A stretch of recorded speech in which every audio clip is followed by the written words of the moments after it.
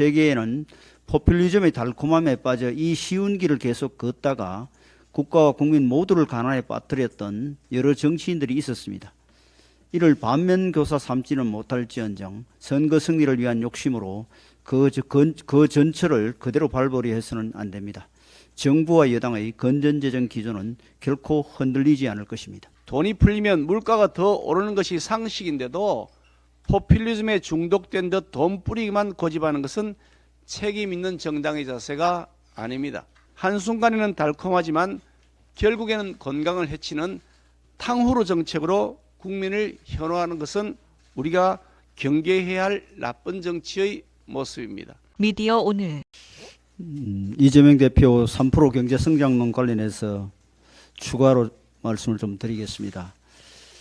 정부가 돈을 풀기만 하면 국민의 고통이 단번에 해결되고 3% 경제 성장도 쉽게 이룰 수 있는 것처럼 이야기하는데 이는 소득주도 성장 시즌2와 다를 바 없다고 생각합니다. 문재인 정부는 임금 상승은 경제 성장의 수단이 아니라 과실이라는 경제학의 기본 원칙을 무시하고 소득주도 성장을 펼치다가 소상공인과 중소기업의 부담을 급속히 가중시키고 세금으로 떠받치는 질 낮은 단기 일자리만 양산한 바 있습니다. 뿐만 아니라 문재인 정부 5년 동안 연평균 경제 성장률은 2.3%로 나라비 1,000조 원을 넘긴 재정 확대 정책들이 경제 성장 회복에 아무런 도움이 되지 않았다는 사실을 확인할 수 있습니다.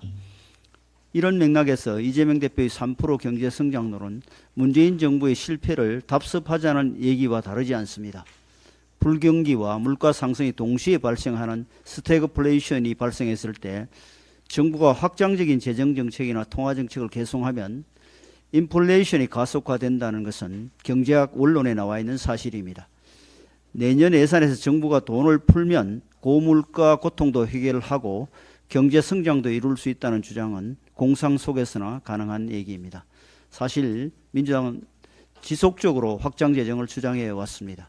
문재인 정부 초기 경제 성장을 위해서 확장 재정을 외쳤고 코로나19 때는 팬데믹 대응으로 확장 재정을 외쳤으며 정권이 바뀐 뒤에도 경제 회복용 확장 재정을 주장하더니 물가 상승 대응에조차 확장 재정을 얘기하고 있습니다. 확장 재정이 경제 문제의 만병통치약이라고 된다는 말입니까?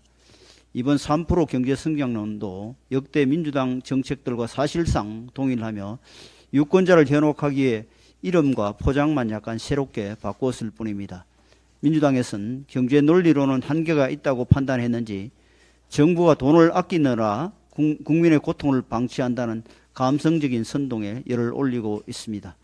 확장 재정이 아니면 국민의 고통을 방관하는 것이라는 주장이야말로 복잡한 경제 현상을 해결할 수 없는 단순한 생각입니다. 정부 여당은 신중하게 재정 정책을 펼치면서 동시에 모든 방법을 총동원해 민생 해결에 최선을 다하고 있습니다. 분명한 예로 취약계층, 청년, 소상공인을 선별적으로 지원하는 예산은 더욱 확대해 나가고 있으며 소상공인 코로나 재난지원금 환수 면제 조치를 결단했고 물가관리 TF 가동, 유류세 인하 연장 등 국민의 고물가 고통을 덜어드리기 위한 방안도 계속 시행 중입니다. 정부가 돈을 푸는 것은 가장 쉬운 길입니다. 세계에는 포퓰리즘의 달콤함에 빠져 이 쉬운 길을 계속 걷다가 국가와 국민 모두를 가난에 빠뜨렸던 여러 정치인들이 있었습니다. 이를 반면교사 삼지는 못할지언정 선거 승리를 위한 욕심으로 그 전철을 그대로 밟으려 해서는 안 됩니다. 정부와 여당의 건전재정 기조는 결코 흔들리지 않을 것입니다.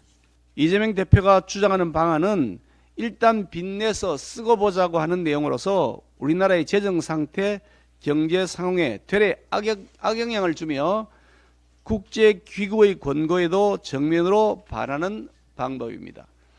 한순간에는 달콤하지만 결국에는 건강을 해치는 탕후루 정책으로 국민을 현혹하는 것은 우리가 경계해야 할 나쁜 정치의 모습입니다. 우리 경제의 근간을 튼튼히 하고 건강하고 지속 가능한 성장을 도모하는 방법은 명확합니다. 과감한 규제 개혁을 하고 투자 유치를 하고 노동 개혁을 하고 미래 미래형 인재 양성을 위한 교육 개혁을 하고 신산업을 육성해야 하는 것입니다. 이미 정부 여당은 이런 개혁 법안을 국회에 제출해 두고 있습니다. 민주당이 진정으로 3% 경제 성장을 바란다면 이런 경제 살리기 법안의 처리에 전향적 자세를 보여주시길 간곡히 요청합니다. 이재명 대표가 주장하는 경제 살리기 방법이 옳은 것인지, 아니면 우리 당이 주장하는 경제 살리기 방법이 옳은 것인지 그 여부를 논의하기 위한 여야 대표회담 개최를 재차 제안합니다.